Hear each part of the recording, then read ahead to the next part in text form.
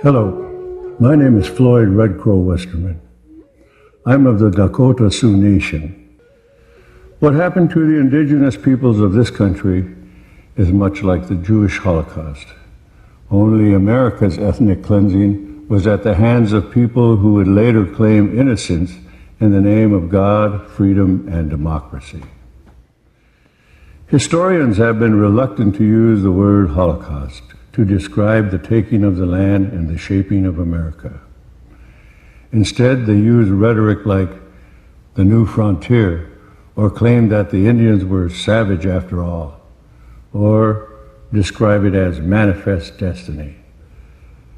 Manifest destiny means that the taking of the land was not only justified, but ordained by God. Most schools in America still teach this feel-good version of history. America's war on Indian nations tells another side of the story. Early-day Europeans who came to America were commissioned to look for gold. With gold, the objective meant that nothing would stand in their way. State by state, various tools of genocide were employed in what became a systematic clearing of the land. The first of these tools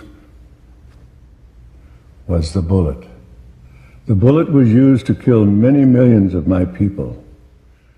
Another tool of genocide was the smallpox-infected blanket. To Indians, the blanket was a dominant trade item. To give a blanket was a gesture of respect.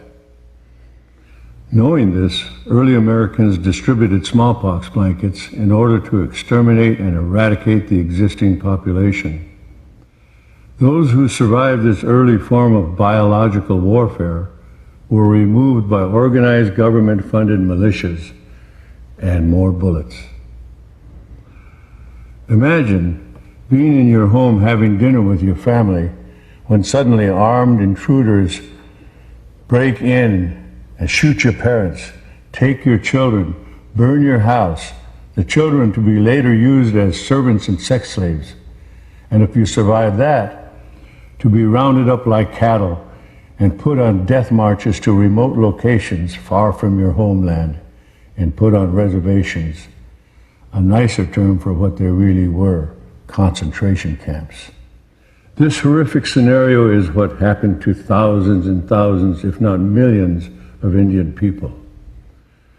For my ancestors, the Dakota, Lakota, and Nakota, this policy of concentration camp lifestyle was in effect from 1890 to 1930.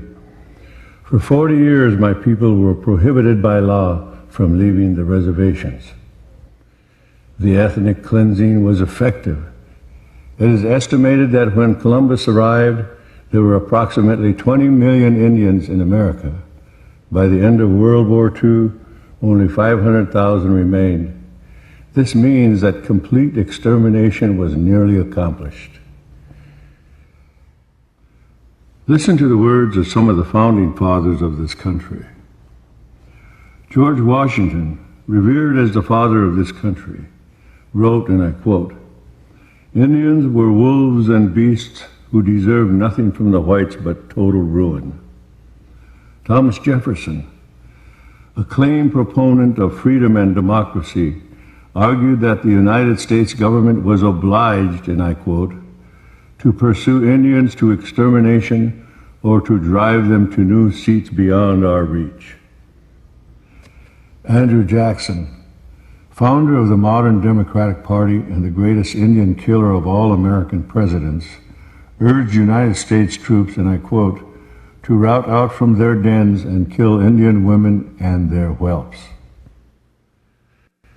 It is a great irony that American Indians, after being denied for many years their right to practice their own religion, speak their own languages, after being forced to live in the oppressive concentration camp lifestyles, after all that, Indians have gone on to become staunch defenders of this country in times of need.